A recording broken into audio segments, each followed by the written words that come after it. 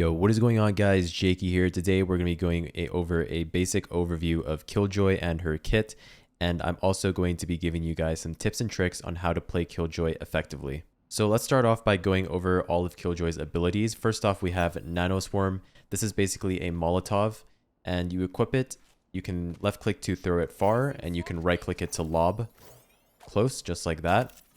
And basically you activate it by hovering your cursor over the icon and just pressing F. And as you can see, this will activate your Molotov where you have a field where anyone standing inside will take damage. So you can pick up these nanoswarms before the barrier drops pre-round if you accidentally throw it wrong. But after the barrier drops, you can no longer pick up your nanoswarms. So just keep that in mind. Okay, so how can you use the nanoswarm? So typically on attack, a lot of players will use the nanoswarm to delay the diffuse on the spike. So let's say the spike is planted right here. You can lob your nanoswarms next to the spike in some inconspicuous area, and then you can play post plant, let's say a main, and just wait for them to tap the spike to diffuse. After you hear the noise, you can pop your nanoswarms just to delay the diffuse on the spike. So that's one way of using your nanoswarms on attack. Another way of using your nanoswarms on attack is to just Molotov off any choke points. So let's say we're taking a site, I can lob a nanoswarm into heaven and use that to delay any retakes. So you can also use your nanoswarm for that purpose. You can also use it to clear out angles. Let's say I want to clear out right side of hell. You can chuck a nanoswarm there and then pop it to clear the right side of hell. So you can use your nanoswarms on attack for many things like diffuse, delaying the diffuse on the spike, for delaying retakes by mollying choke points, and also to clear angles. Another thing that I highly recommend if you are a Killjoy main and you want to become a Killjoy main is to learn some lineups for Molotovs. So for example, there's a lot of popular Molotovs on this map for Killjoy that land. You do them from A main, but I don't know them personally, but you can learn them really quickly on YouTube. But there's a lot of popular nanoswarms that land back gen right here. Another one that lands behind dice. And then these two Molotovs can be used during the execute, where you pop both of them and you can clear both of these angles on a site. So you can do a lot of cool things like that with your nanoswarms. So on defense, your nanoswarms should primarily be used to delay any pushes. So typically you would put them on a choke point, let's say a main, in conjunction with your alarm bots, and then you use these nanoswarms to delay any pushes onto the site.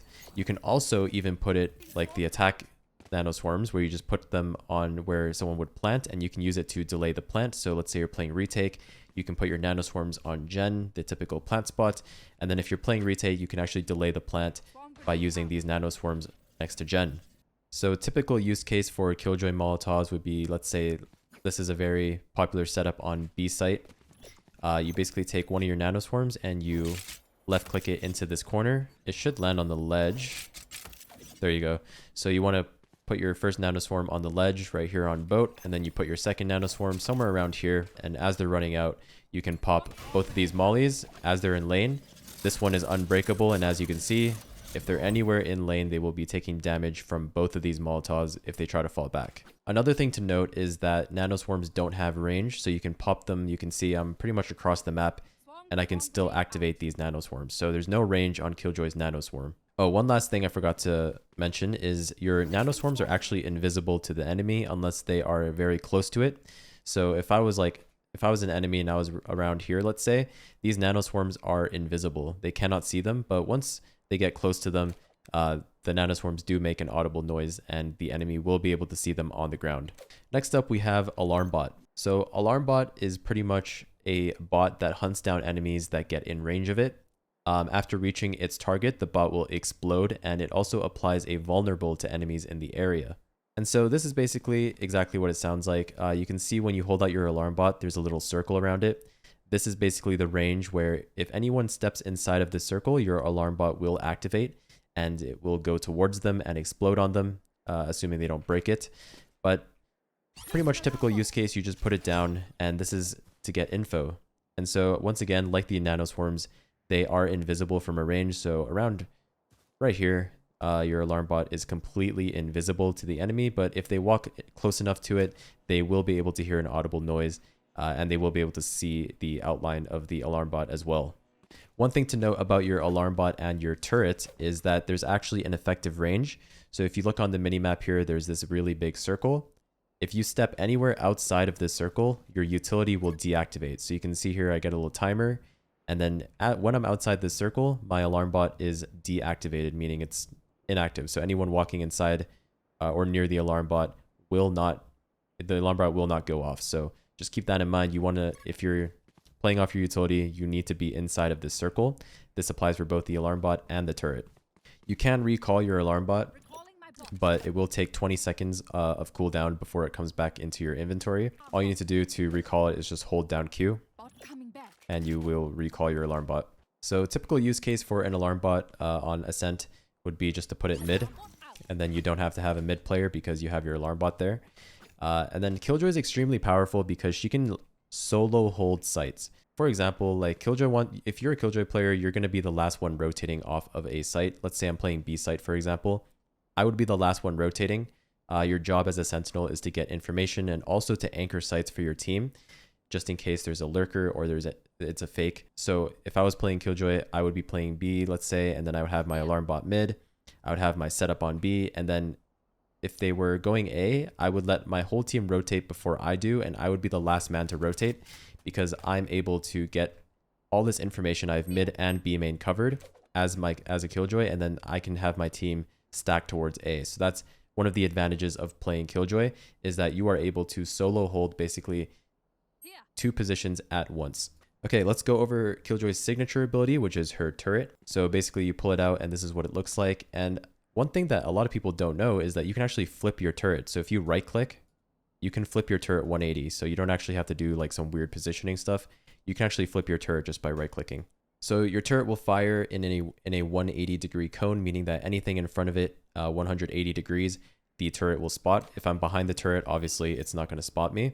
And you basically just point it in the direction that you want it to spot, and you just left click and it will place down this turret. And anyone walking in front of this turret will get spotted, so you can use it as info. Turrets are basically primarily used to gather information. They do very little damage, but they will kill anybody if they are low HP. Turrets do damage if you don't kill them.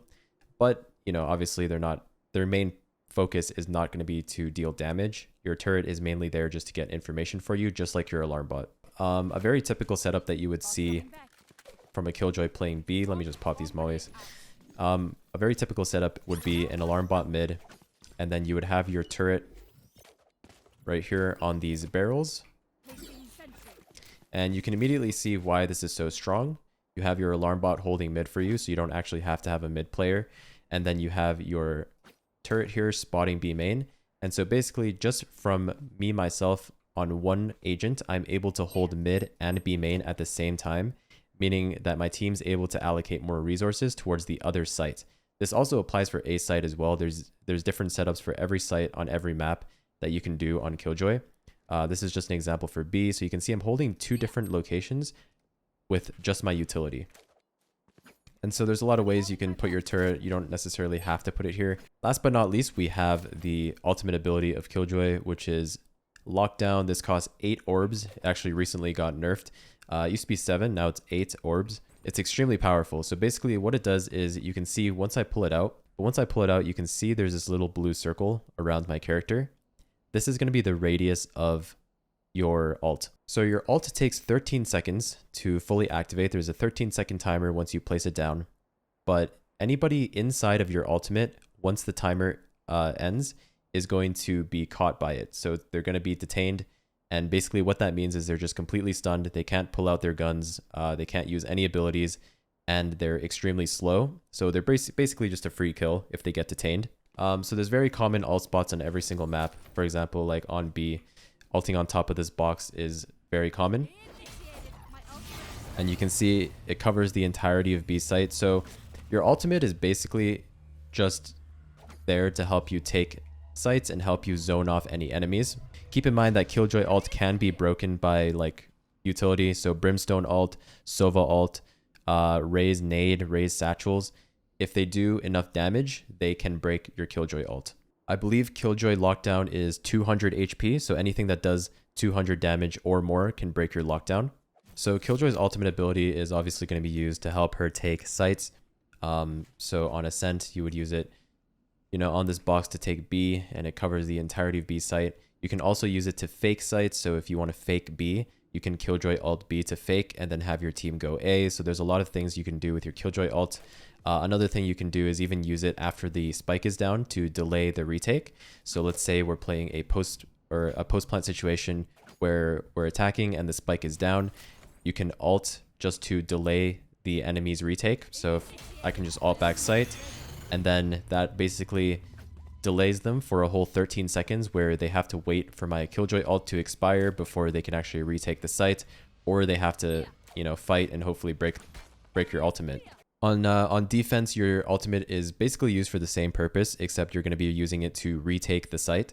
So let's say, for example, I'm defending and I'm retaking the A site. This is going to be the most common Killjoy ult to retake A site, is going to be right here in this corner. And you can see it gets all of site and it leaves a little gap wine. There's actually a nanoswarm lineup that you can learn from this exact spot. I don't know it, but it's like on one of these leaves, and basically it flies up in the air and it lands wine. So it covers the little gap that your ultimate doesn't reach. So yeah, if you're maining Killjoy, this is a pretty insane Molotov to learn, combined with the retake ult. But yeah, so on B site, like if I was retaking B site, you would use it right here in front of this boat. Okay, you actually don't want it to go up on the boat.